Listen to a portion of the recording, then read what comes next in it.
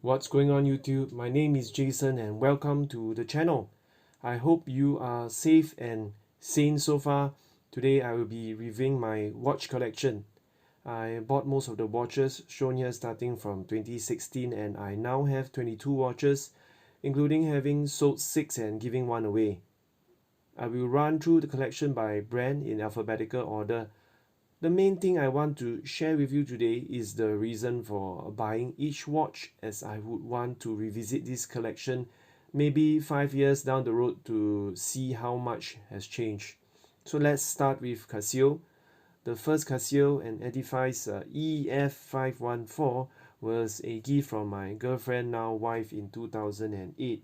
It was my daily beater watch for 7 years, as you can see from the scratches and scars all over the watch.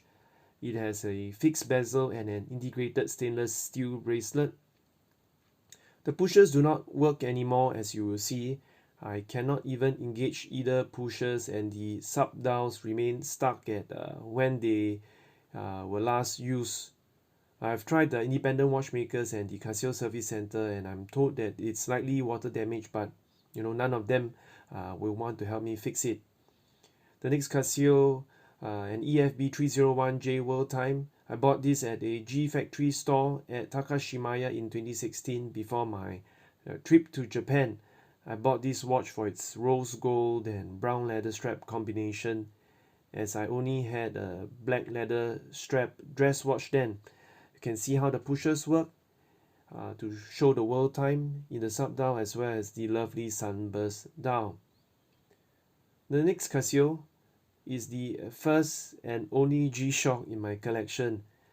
It is the reissue of the G-Shock that was released in my birth year. Of course, it looks cool, but I do have some regrets getting it in negative display, as I cannot see the timings clearly when I go for my runs in the evening. So there you go, the 3 Casios in my collection.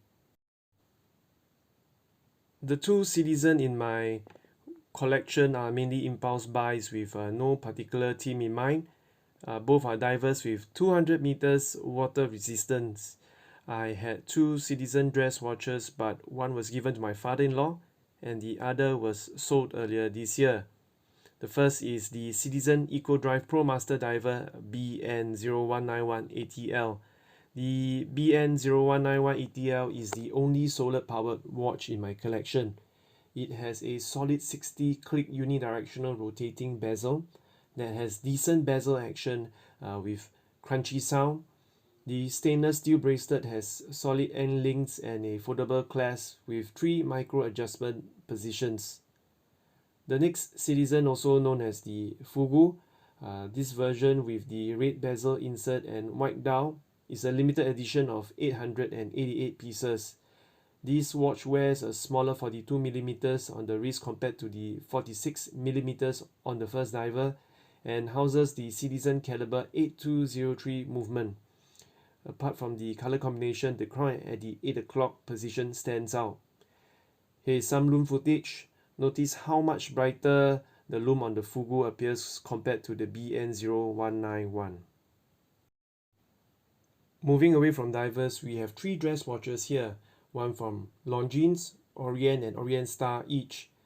I bought these Longines to celebrate my promotion at work, most likely because of the enamel flagship emblem on its steel case back. This really is a quintessential dress watch with those gilt hands, stick indices and that cream colored dial.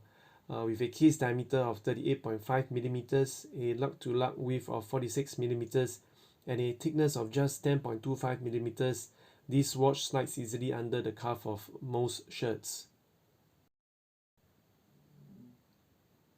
Next, we have got the Orient Bambino Generation 2.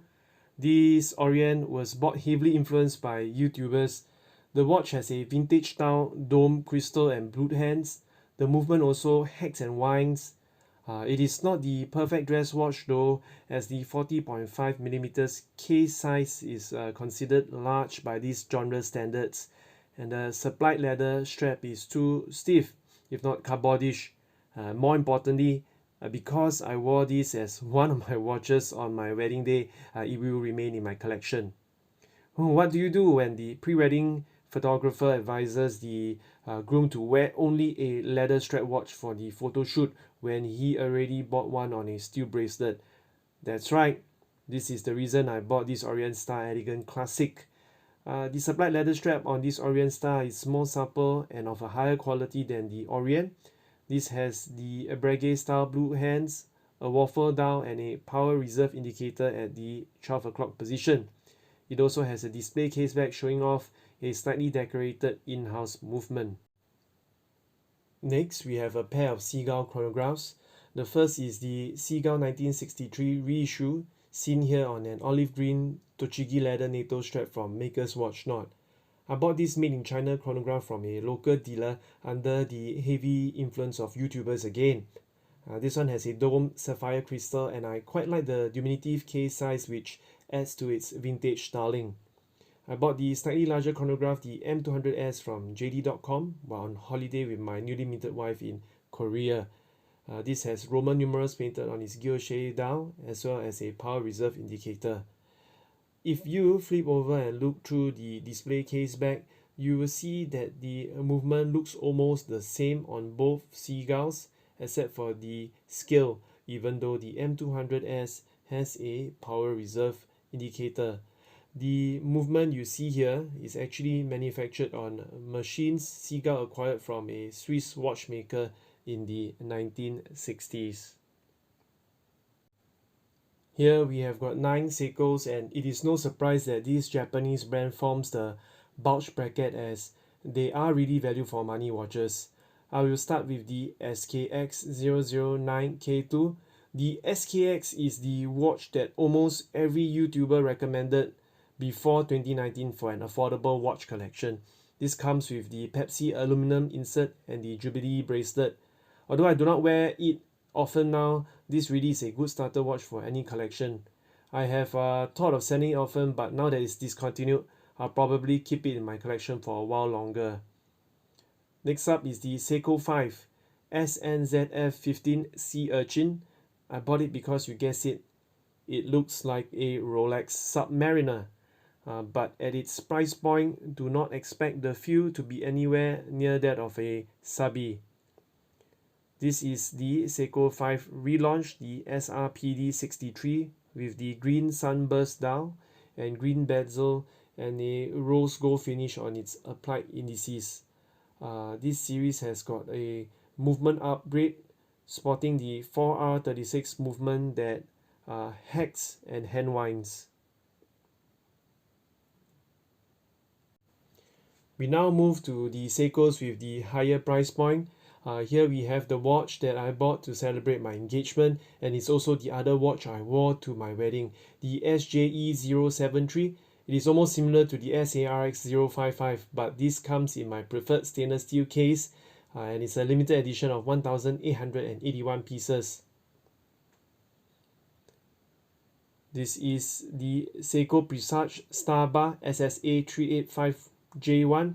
This was an impulse buy. Paired here with a blue leather Hersh strap, it brings out the lovely white Fuyugishiki textured dial. This version comes with the power reserve indicator and date wheel. It is a limited edition but to a whopping 7,000 pieces. Here you can see the display case showing the in-house movement with 29 jewels. This is a Seiko Kinetic with the retrograde day indicator. This was a gift from my girlfriend in 2010. This was my go-to dress watch for formal occasions, particularly conferences and job interviews. When you engage the pusher here, the seconds hand will show you how much power is left in the watch. You can also see that this watch has taken quite a beating. We now turn our attention to the 3 Seikos in the Prospex series. Prospex is professional specifications. In short, this first one is a real beauty. I bought this SBDC 041 Transocean, probably due to midlife crisis, but I have not regretted. I believe I was considering between this or a Seiko tuner, but the black ceramic bezel, the tapered black PVD bracelet and rose gold caseback combination won out. So next we have got the SRPD23K1 Save the Ocean Great White. I bought this Save the Ocean because of its nice wavy blue down, which makes it a very affordable alternative to one of the Omegas. If you look close enough, you can spot the shark's fin at the 8 o'clock position. I've been trying to sell this because it looks huge on my slender wrist. And finally, we have the reissue of the cult classic, the Alpinist. This new version has got the Cyclops date magnifier, which has caused it to lose some following. I bought this watch with the sole intention of flipping, but because I scratched it one day, I've left it in my collection. Here we have the two Grand Seikos. Each was bought after much consideration because of the significant cost involved. The first is the SBGA 211, the snowflake with the spring drive movement. I bought this to celebrate the completion of my third zodiac cycle. Although the case is quite substantial, it is balanced by the fact that it is made from the lighter titanium material, such that you do not feel the weight of the watch on your wrist when you wear it. Here you can see the Code de Genie finishing on the movement through the display case back. Next, we have got the SBGP007. It is the only watch I bought in 2020 so far, but will likely remain this way unless the economy turns around immediately. I bought this Grand Seiko shortly after the snowflake to celebrate my incoming firstborn.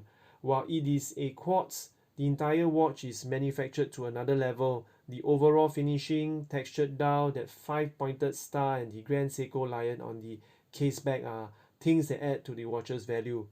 I've made an unboxing video for this watch, so be sure to check it out in the description below. Finally, we have the Zelos Horizons GMT. The main reason for purchasing this watch is to support a micro brand, Go Singapore. The added attraction is that the watch has the bronze case, housing and ETA movement, and a meteorite dial. If you see the decorated rotor blade here, this color is close to how the casing originally looked like before it patinaed due to wearing on the wrist as well as the environment. I have thought of selling this watch often because of how small it looks like even on my slender wrist, but I do not think bronze watches have great resale value. So there you have it, the 22 watches in my watch collection. I still have 2 more slots, and I'm looking at freeing up 2 more slots by selling some of the impulse buys so that I can replace them with better deliberated watch choices to celebrate highlights in my life. I do know that 1 slot is reserved for the watch given on the completion of my military service. If you have any thoughts or suggestions, please share them in the comment section below. Be sure to like or share my video if you enjoyed it so far. Thank you very much for watching, and until the next one.